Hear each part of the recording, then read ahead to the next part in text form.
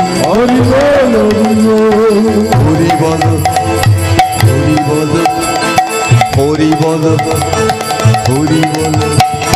হরি বল হরি বল হরি বল ভাই হরি নাম ছাড়া জীবের অন্য গতি নাই হরি বল হরি বল হরি বল ভাই হরি নাম ছাড়া অন্য গতি নাই হরি বল হরি বল হরি বল ভাই হরি নাম ছাড়া জীবের অন্য গতি নাই হরি বল হরি বল হরি বল ভাই হরি নাম ছাড়া জীবে অন্য গতি নাই হরি বল রে বল রে পদরে হরি বল রে বদনে হরি বল রে হরি বল রে বদনে হরি বল রে হরি বল রে বল রে হরি বল রে হরি বল রে বল রে হরি বল রে হরি বল রে বল রে হরি বল রে হরি বল রে বল রে হরি বল রে জয় গৌর প্রেমানন্দে।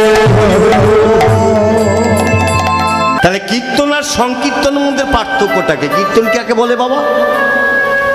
ভগবানের নাম যখন আপনি একা ঘরে ঠাকুর বসে, মায়েরা আপনাদেরও বলছি বাবাদেরও বলছি, যখন স্নান করে ঘরে ঠাকুর ঘরে যখন গোবিন্দের চরণে তুলসী পত্র দেন, তখন কি করতে হয়? তখন গোবিন্দের নাম করেন, কৃষ্ণ নাম করেন, কিছু না পারলেও কৃষ্ণ কৃষ্ণ কৃষ্ণ এটুকু তো বলে, কৃষ্ণ কৃষ্ণ এটুকু তো বলেন। এটুকু যখন আপনি একলা করছেন, একলা বলছেন ঠাকুর ঘরে, এটিকেই বলা হয় কীর্তন। এবার সংকীর্তন কাকে বলবেন? আর শ্লোকে, ভগবত শ্লোকের মাধ্যমে কি বলছি? কীর্তন উচ্চৈ ভাষণম হরিনাম সংকীর্তন উচ্চৈ ভাষণম গুণাদি কীর্তন। মানে ভগবানের যে কীর্তন করবেন, যারা করেন, এটাই হলো সর্বশ্রেষ্ঠ, এর ঊর্ধ্বে আর কিছু নেই, এটিকে বলা হচ্ছে কীর্তন। তাহলে সংকীর্তন কাকে বলবেন? সংকীর্তন মানে সঙ্গে। এই যে আমার সাথে বলুন, আপনারা বলুন, নিতাই গৌর হরিবল হরিবল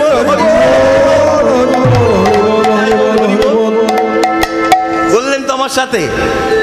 এটাই হয়ে গেল সংকীর্তন। সঙ্গে করছেন তাকে ভগবান গুণাদি কীর্তন উচ্চৈ ভাষণান সংকীর্তন, মানে মিলিত সংকীর্তন, মিলে যখন করছি সেটা বলা হচ্ছে সংকীর্তন। জয় রাধে রাধে রাধে রাধে। চলুন একটা ঝগড়া শুনে নিই। মায়েরা একটা ঝগড়া শুনবো, কিন্তু আপনারা বিস্মিত হচ্ছেন, বাবা হরিবাসরে ঝগড়া হবে? হ্যাঁ, হরিবাসরে ঝগড়া হবে? আরে শুনুন, ঝগড়াটা শুনুন। এই যে রাধা গোবিন্দ সম্মুখেই আছে, দর্শন করছেন আপনারা, রাধা মাধব দর্শন করছে। আমাদের ঝগড়া, মানুষের ঝগড়ার বিষয়বস্তু কি হয়? আমাদের মানুষের ঝগড়া কি নিয়ে হয় গো মা? সাধারণত আমি যতদূর জানি বাবা, অল্প জ্ঞানে, আমাদের মানুষের ঝগড়া হয় টাকা পয়সা, বিষয় সম্পত্তি, তাই তো? বিষয় সম্পত্তি নিয়ে হানাহানি, ঝগড়া, লাঠালাঠি। আর তা না হলে এই সম্মুখে ভোট এসে গেছে বাবা, ভোটের দেয়াল লেখালেখি নিয়ে বলছে এই এটা আমার জায়গা আমি লিখবো, অন্য পার্টি বলছে এটা আমার জায়গা আমি লিখবো, তাই নিয়েই তো ঝগড়া হয়। আর মন্ত্রীরা, নেতা মন্ত্রীরা, তারা নিজ নিজ আসনটি দখলে রাখার জন্য ঝগড়া। এই হলো আমাদের মানুষের ঝগড়া। কিন্তু যে ঝগড়ার কথা আপনাদের কাছে বলবো, এই ঝগড়াতে যদি আসুন আপনারা অংশগ্রহণ করেন বা ভাগ নেন, যে ঝগড়ার কথা এখন বলবো আপনাদের কাছে, সেই ঝগড়ায় যদি আপনারা অংশ নেন বা ভাগ নেন, তাহলে আপনাদের জীবনটাই পবিত্র ধন্য হয়ে যাবে। তাই তাহলে ঝগড়াটা কেমন? ভগবান গোবিন্দের সারা অঙ্গে মা যশোদা নানা অলঙ্কারে ভূষিত করে রেখেছে সোনা দিয়ে। তাহলে শ্রী গোবিন্দের মস্তকে কোন বস্তুটি আছে? রাধা গোবিন্দ এখানে রয়েছে মাথায়। শ্রী গোবিন্দের মাথা কি থাকে গো মা? মুকুট বা চূড়া, তাই তো? মুকুট চূড়া শ্রী গোবিন্দের মাথায় বসবাস করছে, দেখুন দেখতে পাচ্ছেন চূড়া। আর গোবিন্দের শ্রীচরণে কি থাকে বাবা? একটু বলবেন মা, শ্রী গোবিন্দের শ্রীচরণে কি থাকে? নূপুর। রাধে বলো, রাধে। জানেন শ্রী গোবিন্দের চরণে থাকে নূপুর। এখন বিষয়টা হচ্ছে, শ্রী গোবিন্দের মস্তকের চূড়ার সাথে শ্রী গোবিন্দের চরণের নূপুরের তুমুল ঝগড়া হচ্ছে। তুমুল ঝগড়া গো মা। শ্রী গোবিন্দের মাথার চূড়া চরণের নূপুরকে বলছে ওরে ওরে ওরে নূপুর,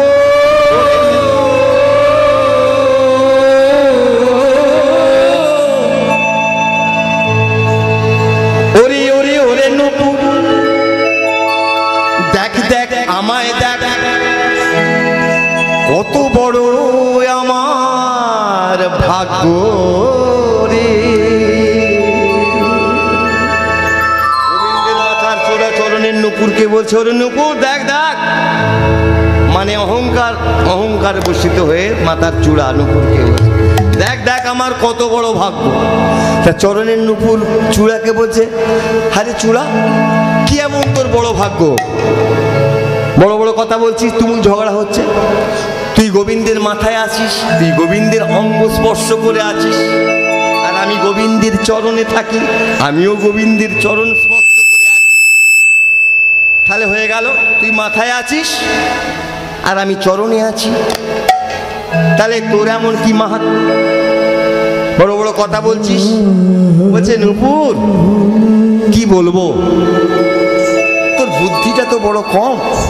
আসলে তুই তো বড় নিম্নে থাকিস, নিচেই থাকিস, তুই জানবি কি করে? তবে বলিস শোন, আমি হলাম চূড়া। এই বৃন্দাবন ধামে ত্রিজগতে আমাদের গোবিন্দ, আমাদের কৃষ্ণ সবার বড়, তাই তো? ঠিক বলছি কিনা? চূড়া বলছে, নূপুরকে বলছে। তাহলে বলি শোন, আমাদের ভগবান, আমাদের গোবিন্দ, আমাদের কৃষ্ণ সব দেবতার ঊর্ধ্বে সবার বড়, আর আমি তার মাথায় থাকি। তাহলে সব দেবতার বড় কৃষ্ণ, আমি তারও ওপরে থাকি। তুই আমার মহিমা কি জানবি? তিরস্কার করছে, মানে অহংকার। ঝগড়া হতে হতে হতে হতে গো মা, নূপুর নিজেই নতমস্তক হয়ে গেছে, মানে নিজের হার স্বীকার করে নিয়ে। ঝগড়া শুরু হলে এটা মনে রাখবেন, যে ব্যক্তি নিজে নত স্বীকার করবে, হার স্বীকার করবে, সেই হলেন কিন্তু মহান। যদি কিছু পেতে চাও বাবা, পেতে চাও তবে আগে নিচু হও। কিছু পেতে গেলে আগে নিচু হতে হবে, তাই তো মা? এইটাই ভগবান কৃপা করে তাকে। ভগবান দুটি জিনিস একদম পছন্দ করে না, একদম। প্রতি শাস্ত্রে প্রতি গুরুবর্গে যেখানে গান শুনবে একটা কথা, অহংকার ভগবান পছন্দ করে না। যে ব্যক্তির অন্তরে অহংকার আছে সেই অহংকার চূর্ণ বিচূর্ণ করার জন্যে ভগবানের আবির্ভাব হয়। যেমন দুর্যোধনের চূর্ণ বিচূর্ণ করেছিল অহংকারকে। কার? দুর্যোধনের, শিশুপালের, সব গোবিন্দ এদের চূর্ণ বিচূর্ণ করেছিল। তা ভগবান অহংকারকে একদম সহ্য করতে পারে না। আর ভক্তের চোখের জল অশ্রু বাড়ি ভগবান সহ্য করতে পারে। কেন? তাকে যদি দু ফোঁটা অশ্রু জল দিয়ে প্রার্থনা করা হয়, সে কোনোদিন সেই ভক্তকে ফেরাতে পারে। হরি বল, হরি বল, হরি বল, হরি বল। এই দুটো বস্তু, জীবের অহংকার আর ভক্তের চোখের জল, তিনি সহ্য করতে পারে। এই হলো তার চরণের নূপুর। গোবিন্দের চরণে থাকে তো গো মা, নিজেই মস্তক স্বীকার করে নিয়েছে। ঠিক আছে, ঠিক আছে, ঠিক আছে চূড়া, তুই যেমন আমার গোবিন্দের মস্তকে বিরাজ করছিস থাক, আমি মানছি তুই আমার থেকে জ্ঞানবান, অনেক জ্ঞানী, অনেক জ্ঞান আছে, আমি নিজেই স্বীকার করছি, হার মানছি। ঠিক আছে, হার তো মানলি তাহলে অহংকার যুক্ত। তা দেখুন, এইরূপ কথা হতে হতে ঝগড়া, একজন শান্ত হয়ে গেছে, নিজের হার স্বীকার করে নিয়েছে, হার স্বীকার করে নিয়েছে। যখন শান্ত হয়ে গেছে, এইবারে দেখুন নূপুর কিন্তু কথার মাধ্যমে, কথার ছলে চূড়াকে একটা জ্ঞানীর কথা বলে দিয়েছে। চরণের নূপুর চূড়াকে একটা জ্ঞানের কথা বলে দিয়েছে। আচ্ছা চূড়া, তোকে একটা কথা বলবো, রাগ করবি না তো? তুই তো আমার থেকে অনেক জ্ঞানী, আমি তোর থেকে অনেক ছোট, আমার তো তেমন জ্ঞান নেই। একটা কথা, হ্যাঁ বল বল বল, কি বলবি বল, একটা কথা, প্রশ্নের উত্তর দিবি আমাকে। হ্যাঁ রে, ত্রিজগতে যত দেব দেবী দানব মানব আছে মানুষ, যে গোবিন্দের চরণ কৃপা পাবার জন্য যমুনা নদী উত্তাল তরঙ্গে লালায়িত থাকে, লোক যমুনা নদী লালায়িত থাকে, কবে তার জলের মধ্য দিয়ে, যমুনার মধ্য দিয়ে আমার গোবিন্দ যাবে? পূর্বে গিয়েছিল, নৌকা বিলাস করেছিল, যখন তিনি জন্মগ্রহণ করেছিল শ্রী গোবিন্দ, বসুদেব তাকে নন্দলায় নিয়ে এসেছিল, সেই দিন যমুনা শ্রী গোবিন্দের চরণের কৃপা পেয়েছিল। আর যে গোবিন্দের চরণের কৃপা পাবার জন্য যোগীরা যোগ করে, ধ্যানীরা ধ্যান করে, মুনি ঋষিরা ধ্যান করে, যে শ্রী গোবিন্দের চরণ কৃপা পাওয়ার জন্য বৃন্দাবনে আমার রাধারানী উন্মাদিনীর মতো হা কৃষ্ণ হা কৃষ্ণ হা কৃষ্ণ বলে কাঁদে, তারা কি সবাই ভুল করে রে? তারা কি ভুল করে? হ্যাঁ গো মা, এই গোবিন্দের চরণে যখন আপনারা প্রণাম করেন, তাহলে গোবিন্দের চরণে যে প্রণাম করে, কি মাথাকে প্রণাম করেন গোবিন্দের? কোথায় প্রণাম করেন বাবা মায়েরা বলবেন একটু? প্রশ্ন আপনাদের কাছে। শ্রী গোবিন্দকে যখন প্রণাম করেন তখন আমরা কোথায় প্রণাম করি? গোবিন্দের মাথায়, হাতে, বক্ষে? না, কোথায় করি? শ্রী গোবিন্দের শ্রী চরণে প্রণাম করি, তাই তো? রাধে রাধে রাধে রাধে। আমাদের প্রত্যেকের একটাই চাওয়া, একটাই পাওয়া, যাদের মধ্যে কৃষ্ণ প্রেম অনুরাগ আছে, যাদের মধ্যে কৃষ্ণ প্রেম ভক্তি আছে, একটাই চাওয়া, একটাই পাওয়া। কি চাই আমরা গোবিন্দের কাছে? কি বলি? হে গোবিন্দ রাখো চরণে, হে গোবিন্দ রাখো চরণে, গোবিন্দ রাখো চরণে, মোরা তব চরণে শরণাগত, তব চরণে শরণাগত।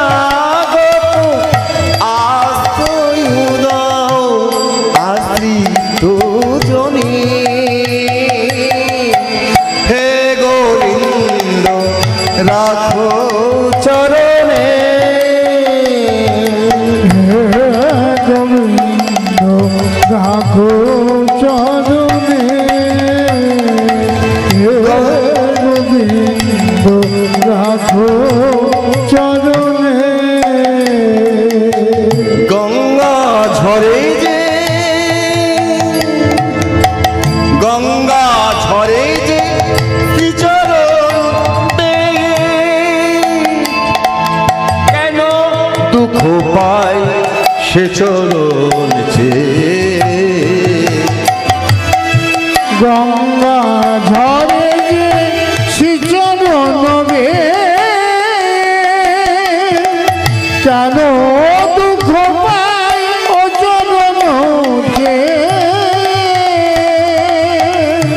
হে ত্রিকাল জ্বালা হর হে শ্রী হরি চাহ করুণায় সিক্ত নয়নি চরণে।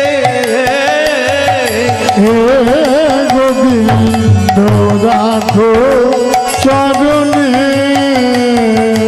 হে গোবিন্দ রাখো চরণে। এইভাবে যখন নূপুর শিক্ষা দিয়ে দিয়েছে শান্ত মনে, তখন ঝগড়া নয়, শান্তভাবে নূপুর মাতার চূড়াকে এই জ্ঞানের কথা একটা বলে দিয়েছে। তখন নূপুর চিন্তা করছে, চূড়া চিন্তা করছে তাহলে নূপুর তো ভালো জায়গায় আছে, আমি তো ভুল জায়গায় আছি। তাই তো ত্রিজগতের মানব সবাই শ্রী গোবিন্দের চরণকে প্রার্থনা করে, চরণকে ভালোবাসা, তাহলে আমি তো ভুল জায়গায় আছি, আমি থাকবো না। তখন চূড়া গোবিন্দকে বলছে, হে গোবিন্দ, আমি আর তোমার মস্তকে থাকতে চাই না, তুমি এখনই আমাকে নূপুর যেখানে আছে তোমার চরণে, সেই চরণে আমায় করে দাও, আমি আর তোমার মস্তকে থাকতে চাই না। ভগবান গোবিন্দ বলছে, কি রে, আরে এই চূড়ায় তুই কি বলছিস? তোকে যদি আমি নূপুরে রাখি আমার চরণে নাকি, তাহলে নূপুর কোথায় যাবে? আমি একজনকে খুশি করতে একজনকে তো দুঃখ দিতে পারি না, শুধু নূপুর তো আমার চরণেই আছে, তোকে আমি কোথায় স্থান দেব? বলছে, আমি ওসব কথা জানি না, হে গোবিন্দ, আমি তোমার চরণে স্থান পেতে চাই চাই চাই। যখন এই কথা বলেছে, গোবিন্দ বলছে, ঠিক আছে, বেশ, তাই যদি হয় আমিও তোকে কথা দিলাম, তোকে চরণ কৃপা দেব দেব দেব। তাহলে দেবে তো তোমার চরণ কৃপা? বলছে, চরণ কৃপা দেবো, তবে আমার চরণ নয়। গোবিন্দ চূড়াকে বলছে, আমার চরণ নয়, আমি তো চাই তোমার চরণ। বলছে, ওরে, আমি তোকে যার চরণ দেব সেই চরণ আমার থেকে অনেক বেশি দামি চরণ, তাই তুমি আমাকে মিথ্যা কথা বলছো কেন প্রভু? এই বৃন্দাবন ধামে খ্যাতি জগতে তুমি বড়, তোমার থেকে কে আর আছে বড়? বলছে, ওরে চূড়া মুকুট,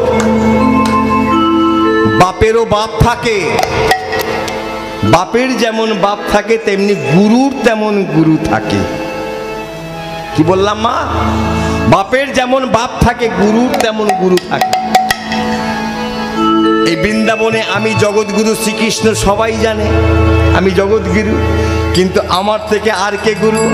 আমার গুরু হলো বৃন্দাবনেশ্বরী শ্রীমতী রাধা রানী, ওই গোপী শ্রেষ্ঠা রাধা রানী। আমি তোকে ওই রাধা রানীর চরণে স্থান দেব, তাই তুমি রাধা রানীর চরণে স্থান দেবে। তাহলে কবে দেবে? মানে এক্ষুনি দিতে হবে চূড়াকে, মানে আমাদের মানুষের মতো চাওয়া। কবে দেবে? এক্ষুনি দিতে হবে। আমাদের মানুষ যেমন প্রার্থনা করি, যখন বিপদে পড়ি, কোনোদিন ভগবান মায়ের চরণে এলাম না, কোনোদিন আসিনি, কোনোদিন গোবিন্দের চরণে আসিনি। যখন বিপদে পড়েছি বাবা, তখন গোবিন্দের চরণে এসে মাথা ঠুকছি, মায়ের চরণে এসে মাথা ঠুকছি। মা গো, আমার ছেলেটা ইংরেজিতে বড্ড কম নম্বর পায়, উচ্চ মাধ্যমিক পরীক্ষা দেবে তো, মা গো, হে গোবিন্দ, দেখো আমার ছেলেটা যদি ভালো নম্বর তুলে পাস করতে পারে। কোনোদিন বলেনি, গোবিন্দের চরণে এসে বলছে, মাথা ঠুকছে, আমার ছেলেটা যদি পাস করে, তাহলে আমি কথা দিচ্ছি, হে গোবিন্দ, তোমার চরণে, তোমার মন্দিরে আমি পুজো দেব এবং এক পালা কীর্তনও দিয়ে দেবো, হরিনাম করাবো, কীর্তন দিয়ে দেবো। তবে হরিনাম বা কীর্তন যদি করাই, ওই বিশ্বনাথকে দিয়েই করায়, মানে আমাকে দিয়ে করায়, অন্য কাউকে দিয়ে করাবে না। আবার এই বিশ্বনাথকে দিয়েই করাবো, কথা দিচ্ছি। তো আমার ছেলেটা যেন পাস করে বাবা, ছেলেটা পাস। এই হচ্ছে আমাদের চাওয়া। কোনোদিন গোবিন্দের মন্দিরে গেলাম না, যখন আমাদের কোনো রোগ ব্যাধি হলো, রোগগ্রস্ত হলাম, যখন আমাদের প্রয়োজন, তখন গোবিন্দের চরণে গিয়ে মাথা ঠুকছি, মায়ের চরণে গিয়ে মাথা ঠুকছি। এই রূপ চূড়া বলছে কবে দেবে? বলছে দেবো দেবো, এত ব্যস্ত হচ্ছিস কেন? কবে রাধারানীর চরণ দেবে? আমি আর তোমার মাথায় থাকতে চাই না। তাহলে তোমার চরণে স্থান দেবে না রাধারানীর চরণে স্থান দেবে? বলছে কবে দেবে? কি বলছে গোবিন্দ? বলছে যেদিন আমার রাধার মান হবে। কত সুন্দর জায়গাটা ভাবতত্ত্ব দিয়ে শুনবেন। বলছে দেবো দেবো ওরে চূড়া, চরণ কৃপা দেব, ওই রাধার চরণ কি চরণে স্থান দেব। কবে? কবে দেবে? যেদিনই আমার রাধার মান হবে। এই তত্ত্ব আপনারা জানেন। একসময় রাধারানীর মান ভাঙানোর জন্য শ্রী গোবিন্দ আমার রাধারানীর কোনো কিছুর দ্বারাই যখন রাধারানীর মান ভাঙছে না, অনেক বোঝাচ্ছে, অনেক বুঝিয়ে সুঝিয়ে কোনো যখন রাধারানীর ভাঙ, তা বলছে আমার রাধারানীর মান করবে। কেন মান হয়েছিল রাধারানী? আমি একটু গানটা শুনছিলাম, একটু তত্ত্ব আগে কীর্তনীয় করছিলাম। আমি ভুল ধরবো না, ভুল ধরবো না, আমার অপরাধ হয়ে যাবে। একটু ব্যাখ্যাটা অন্যরকম করছিলেন উনি, ব্যাখ্যাটা অন্যরকম হবে। যাই হোক, আমি নিন্দে করবো না বা ত্রুটি ধরবো না। তো শ্রীগোবিন্দ কেন রাধারানীর মান হয়েছিল? চন্দ্রাবলীর কুঞ্জে পথে বাধা হয়ে দাঁড়িয়েছিল চন্দ্রাবলী। সেই চন্দ্রাবলীর সাথে সাক্ষাৎ কথাবার্তা কথোপকথন কইতে কইতে রাধারানীর কুঞ্জে যেতে দেরি হয়ে গেছিল। যেহেতু গোবিন্দ যেতে দেরি করেছিল, রাধারানীর মান হয়েছিল। সেই মান কোনো কিছুর দ্বারা ভঙ্গ করা যাচ্ছে না, কোনো কিছুর দ্বারা ভঙ্গ করা যাচ্ছে না। তখনই পরিশেষে শ্রীগোবিন্দ আমার রাধারানীর চরণ মস্তকে ধারণ করেছিল। রাধে রাধে রাধে রাধে। তাহলে চূড়া, যেদিন আমি রাধারানীর চরণে আমার মস্তক দেব, যখন রাধারানীর চরণে আমি মস্তকটা স্পর্শ করাবো, তখন আমার মস্তকটা রাধারানীর চরণে যাবে। আমার মাথায় কে আছিস? তুই আছিস। যেদিন আমি রাধারানীর চরণে আমার মস্তক স্পর্শ করব, সেই দিন তুই আমার মস্তকে আসিস। সেই দিন রাধারানীর চরণ, সেদিন পাবে রাধার চরণ পাবে, পাবে রাধা। রাধে রাধে রাধে রাধে। সেদিন রাধার চরণ চূড়া পাবে, রাধার চরণ চূড়া পাবে। সেদিন চূড়া ধন্য হবে। রাধার চরণ চূড়া পাবে, পাবে রাধার চরণ পাবে, পাবে রাধার চরণ পাবে। সেদিন চূড়া ধন্য হবে, পাবে রাধার চরণ পাবে। ভক্তমণ্ডলী ভক্তিমতী মায়েরা, সেই জন্যই চূড়াকে রাধারানীর চরণে স্থান দেবার জন্য রাধারানীর মস্তক শিরে ধারণ করেছিলেন। এই যে শিরে ধারণ করল, ভক্ত এতক্ষণ ধরে যে ভাবতত্ত্বটি আপনারা শুনলেন, ভক্ত কবি জয়দেবের লেখা। এই যে রাধারানীর চরণ শ্রীগোবিন্দ মাথায় নিয়েছিল, কিন্তু ভক্ত কবি সেটা মানতে চাইছে না, বুঝতে চাইছে না। রাধারানী, গোবিন্দ রাধারানীর চরণ মাথায় নিয়েছিল, সেটা লিখতে পারছিল না। তাই তিনি পরিশেষে গীত গোবিন্দমে দশম স্কন্ধে কলম দিলেন। সরগরলখণ্ড মম শিরমণ্ডলম দেহি পদপল্লব মোদারা। এই গীত গোবিন্দমের সর্বশ্রেষ্ঠ শ্লোক। রাধারানী, হে রাধে, তোমার চরণ আমি আমার শিরে ধারণ করলাম। শ্লোকটি কি আর একবার বলি, সর্বশ্রেষ্ঠ শ্লোক কিন্তু। সরগরলখণ্ড মম শিরমণ্ডলম দেহি পদপল্লব মোদারা।